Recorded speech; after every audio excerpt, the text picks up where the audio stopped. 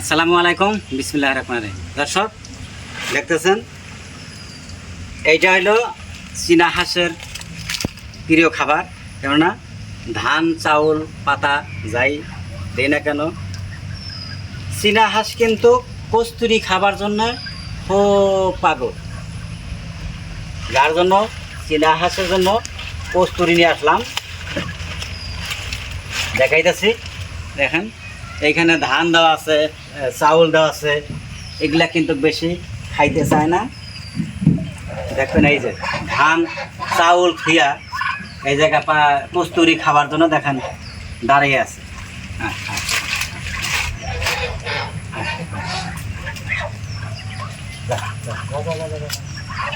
যা যা যা যা যা যা যা যা যা যা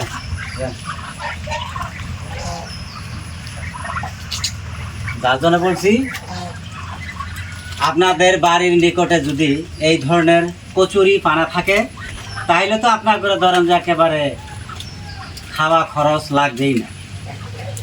হ্যাঁ, তার জন্য বলছি আপনারা ঘাস কাইটে আইনেও খিলাইতে পারেন, হয়তো এই ধরনের কস্তুরি কাইটে আইনেও খাওয়াইতে পারেন।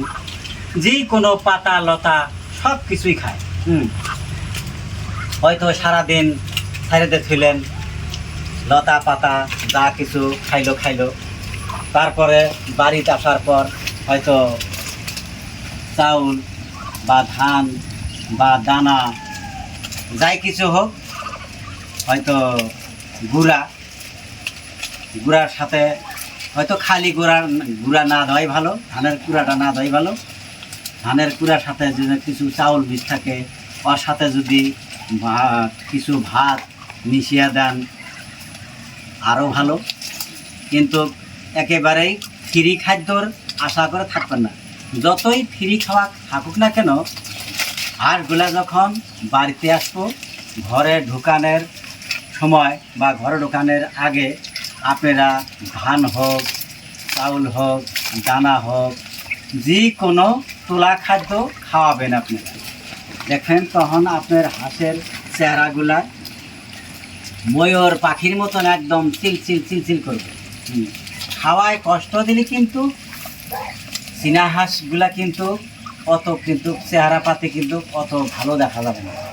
যত খাওয়া দাওয়া ভালো দিবেন, যত গা ধোয়া পানি যত রেডি রাখবেন, ততই দেখবেন দিন দিন আপনার চীনা হাঁসের চেহারা একবারে ময়ূর পাখির মতন হয়ে গেছে।